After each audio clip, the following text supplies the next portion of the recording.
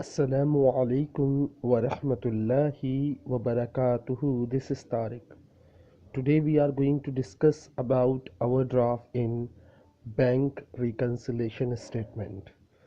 आज हम बात करेंगे बैंक रिकन्सिलेशन स्टेटमेंट में अगर आवर ड्राफ्ट का लफ्ज़ आ जाए या नॉर्मल बैलेंस से हट के बात की जाए तो उस सवाल में बैलेंसेस को कैसे लिखना है और उसके सवाल को हल कैसे करना है। Let's get started. चलें शुरू करते हैं। सबसे पहले तो समझ ले ओवरड्राफ्ट क्या होता है। बेसिकली ओवरड्राफ्ट की मिसाल कुछ इस तरह दूंगा मैं आपको, बहुत आसान है। आप कोई बैंक अकाउंट खोलते हैं, आपको बहुत अच्छी ट्रांजैक्शन होती है, लेकिन रोज़ाना की आपकी 1-2 लाख रुपए की ट्रांजैक्शन होती है, यानी 1 लाख रुपए गया, 2 लाख रुपए है, इस तरह का आपका बैंक अकाउंट है। तो बैंक वाले आपको एक फैसिलिटी देते हैं जिसका नाम है ओवरड्राफ्ट। इसका मतलब होता है अगर आपके अकाउंट में पैसे नहीं हैं तो आप फिर भी पैसे निकाल सकते हैं। और जब आप पैसे निकाल लेते हैं, मिसाल के तौर पे मेरे अकाउंट में 0 रुपए है लेकिन मेरे पास फैसिलिटी है बैंक ओवरड्राफ्ट की, तो मैं क्या करूँगा, बैंक से 10,000 रुपये निकाल लूँगा। मेरी लिमिट है मिसाल के तौर पर 15,000, मैंने 10,000 रुपये निकाल लिए। तो वो जो 10,000 रुपये होंगे वो ब्रैकेट में मेंशन हो रहे होंगे मेरे अकाउंट में कि ये 10,000 रुपये आपको अदा करने हैं, लेकिन वो सूद पर दिए जाते हैं। बेसिकली उस पर टैक्स इंटरेस्ट होता है। तो याद रखिएगा, ऐसा पैसा जो माइनस में हो उसको हम ओवरड्राफ्ट कहते हैं। ओवरड्राफ्ट को O.D भी कहा जाता है और ओवरड्राफ्ट को ओवरड्राफ्ट भी कहा जाता है, और दूसरे लफ्ज़ों में डेबिट और क्रेडिट से भी शो किया जाता है। मिसाल के तौर पे जो हमारा कैश बुक का कॉलम होता है, यानी फर्स्ट कॉलम जिसमें कैश बुक लिखा होता है, वो डेबिट कॉलम होता है, और जो हमारा बैंक स्टेटमेंट होता है वो क्रेडिट बैलेंस होता है। याद रखिएगा, हमारा कैश बुक का कॉलम कौन सा होता है, डेबिट होता है, और बैंक स्टेटमेंट क्रेडिट होता है। लेकिन या अगर आपको लिख के दे दूं कि कैश बुक क्रेडिट बैलेंस, तो इट मीन्स कि ये ओवरड्राफ्ट है। मिसाल के तौर पे अगर मैं कहता हूँ कैश बुक का कॉलम है क्रेडिट, लेकिन आपको मैंने अभी बताया कि कैश बुक का नॉर्मल बैलेंस क्या होता है, डेबिट, और बैंक स्टेटमेंट का नॉर्मल बैलेंस क्रेडिट। तो अगर कैश बुक का वो कह रहा है क्रेडिट है, यानी उसका उलट बता रहा है, तो इट मीन्स ये ओवरड्राफ्ट है। और बैंक स्टेटमेंट का अगर वो कह रहा है डेबिट बैलेंस, इट मीन्स कि ये ओवरड्राफ्ट है। जैसे मिसाल के तौर पे यहाँ पे सबसे पहली नंबर पे देखें, balance as per cash book debit balance 17,000। आपको मैंने अभी बताया कि डेबिट बैलेंस किसका है, कैश बुक का होता है, और बैंक स्टेटमेंट का क्रेडिट बैलेंस होता है। तो यहाँ पे कैश बुक का तो सही बता रहा है, सही बता रहा है, तो इसको हम नहीं छेड़ेंगे, इसको एज इट इज़ लिखेंगे। As per bank statement debit balance ₹23,000। लेकिन यहाँ पे बैंक स्टेटमेंट का मैंने आपको बैलेंस बताया, नॉर्मल बैलेंस होता है क्रेडिट, लेकिन यहाँ पे लिखा हुआ है डेबिट, इट मीन्स कि ये माइनस में है। तो हम क्या करेंगे, सिंपल हम बैलेंसेस वैसे ही लिखेंगे, अनएडजस्टेड के नाम से लिखेंगे। लेकिन हम 17,000, ये देखें 17,000 हमने एज इट इज़ लिखा। अगर आप गौर फरमाएं, 17,000 हमने एज इट इज़ लिखा, इसमें कोई चेंजेस नहीं की कैश बुक में, क्योंकि इसमें डेबिट बैलेंस लिखा था। लेकिन पासबुक यानी बैंक स्टेटमेंट में उसने डेबिट लिखा हुआ था, क्योंकि पहला कॉलम डेबिट होता है, दूसरा कॉलम क्रेडिट होता है, तो दूसरे कॉलम को उसने डेबिट बोला, इट मीन्स ये माइनस में लिखा जाएगा। सो 23,000 हम किस में लिखेंगे, माइनस में लिखेंगे, यानी ब्रैकेट में। देखें, फर्स्ट था 17,000 जो हमने बगैर ब्रैकेट के लिखा, क्योंकि ये नॉर्मल बैलेंस है, ओवरड्राफ्ट नहीं था। जो चीज़ ओवरड्राफ्ट होगी, यानी जो बैलेंस ओवरड्राफ्ट होगा, हम उसे ब्रैकेट में लिखेंगे, हम उसे ब्रैकेट में लिखेंगे, याद रखिएगा। ओके, नाउ शुरू करते हैं। अब जब हमने बैलेंसेस लिख लिए तो हम पहली सेकेंड एंट्री को हल करेंगे। Direct deposit by customer ₹5,000। याद रखिएगा, जब भी कस्टमर आपके अकाउंट में पैसा जमा करा देता है डायरेक्टली, तो आपको इन्फॉर्म नहीं करता, बल्कि आपके अकाउंट में पैसे आ जाते हैं। जब आपके अकाउंट में पैसे आ गए तो आपके साल के महीने के एंड में आपने स्टेटमेंट निकाली बैलेंस करने के लिए, तो 5,000 एक्स्ट्रा आ रहे थे। तो हमने बैंक वाले से पूछा ये किसके पैसे हैं। बैंक वाले ने बोला आपका कोई कस्टमर, कोई बंदा है लाहौर से, किसी ने पैसे भेजे। तो मैंने अपने कस्टमर को फ़ोन किया, यार आपने पैसे, हाँ हाँ पैसे भर दिए आपके, मैंने उसी दिन करा दिए थे। अच्छा, ये वो पैसे थे। जब आपको पता चल गया ये वो पैसे थे, तो आप अपने पास जमा कर लेंगे। जो चीज़ बैंक जमा करता है वो हम अपने पास जमा कर लेते हैं, जो चीज़ बैंक माइनस करता है हम अपने पास से माइनस कर देते हैं।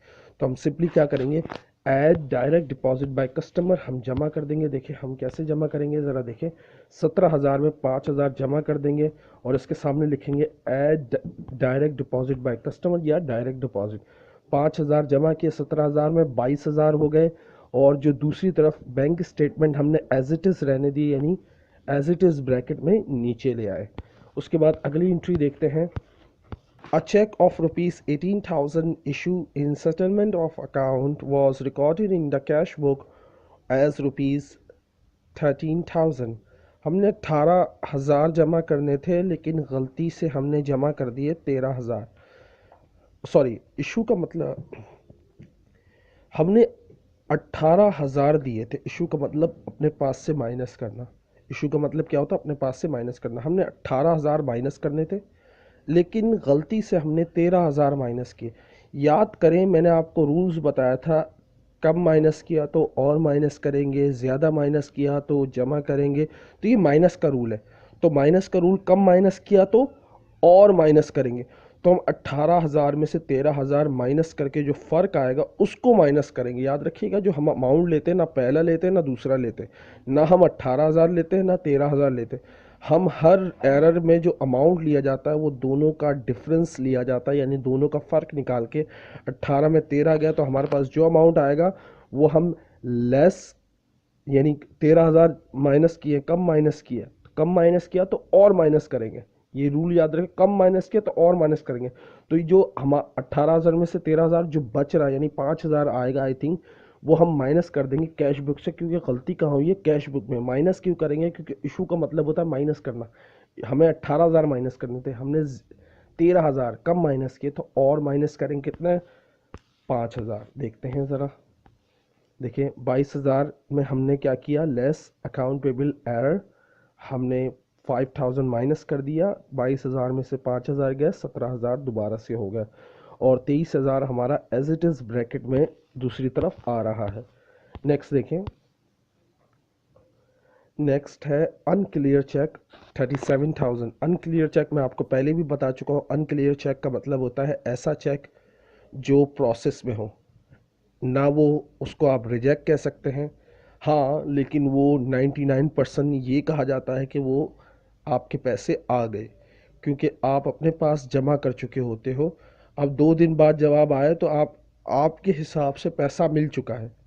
जब तक बैंक ये नहीं कहता कि रिटर्न या डिसऑनर, जब तक वो cheque unclear add in bank statement होता है, यानी आपको बैंक में जमा करना होता है। क्योंकि रिजेक्ट नहीं किया तो इट मीन्स जमा हो गया, रिजेक्ट नहीं किया इट मीन्स वो चेक आपके अकाउंट में आ गया।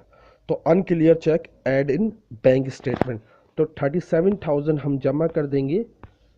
देखिए बैंक स्टेटमेंट में पहली एंट्री आ रही है ऐड अनक्लियर चेक, और हम यहाँ पे 37,000 प्लस में लिखा है, ऊपर माइनस में 23,000 है।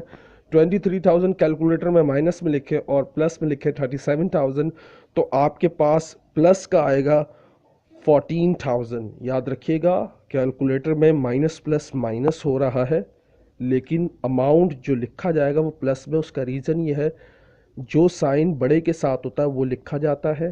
तो 23,000 छोटा है तो माइनस का साइन नहीं लिखा जाएगा बल्कि प्लस का साइन लिखा जाएगा, क्योंकि 37,000 बड़ा है और होगा माइनस, क्योंकि माइनस प्लस माइनस। तो 23,000 में से 37,000 माइनस हुए तो 14,000 आपके पास आ गया, लेकिन प्लस में आया। अब आपके पास दूसरी तरफ 17,000 एज इट इज़ आपने नीचे कॉपी कर लिया। नेक्स्ट देखते हैं अगली एंट्री। अगली entry unpresent cheques. Unpresent cheque का मतलब मैं आपको बता चुका हूँ, ऐसा चेक जो आपने अपने पास से इशू कर दिया लेकिन बैंक में प्रेजेंट नहीं हुआ, यानी बैंक में अभी तक पहुंचा नहीं। देखिए जब आप किसी को चेक दे देते हो तो अपने पास लिख देते हो इतने पैसे मैंने अपने पास से काट दिए, इतने पैसे मैंने दे दिए।